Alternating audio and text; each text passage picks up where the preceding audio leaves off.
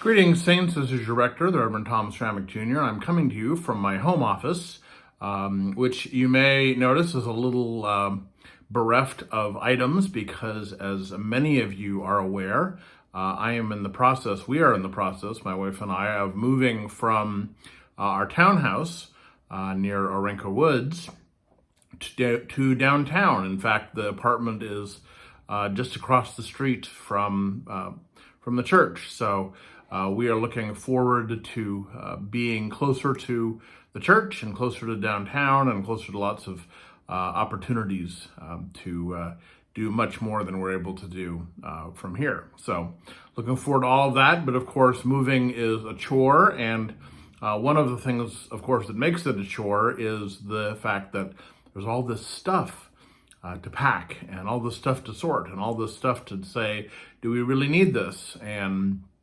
so lots of sorting, lots of packing, lots of sifting, lots of questioning as we move through this process.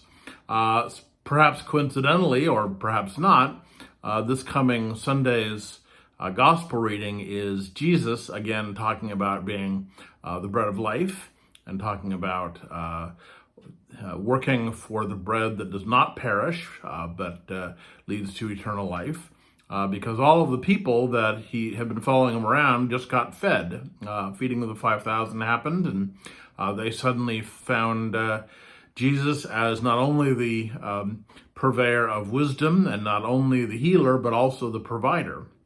And so Jesus now has a throng of people following him around, desperate for bread, desperate for sustenance. And what Jesus knows is that they're not really desperate for physical bread. What they are desperate for is spiritual bread, a sense of purpose, a sense of hope, a sense of optimism about the future that is very difficult to find in occupied Israel at the time. And so he knows that the human condition is such that they are looking, even though they don't know it, they are looking for different bread.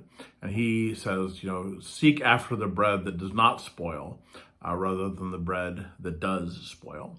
And so we're going to talk a little bit about that this coming Sunday. We have both our service and our sermon, but also we have what I'm referring to as the Future of All Saints, Part 2.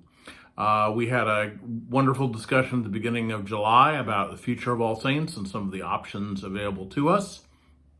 And we're going to continue that conversation. I asked folks who were there to take home the sheets which talked about the various options and to put down underneath each of those options what that option would require of them and what it would mean for them if we pursued that. And I've had some good conversations with a couple of you, but I'm looking forward to having some good conversations with you, more good conversations with you at our potluck on Sunday.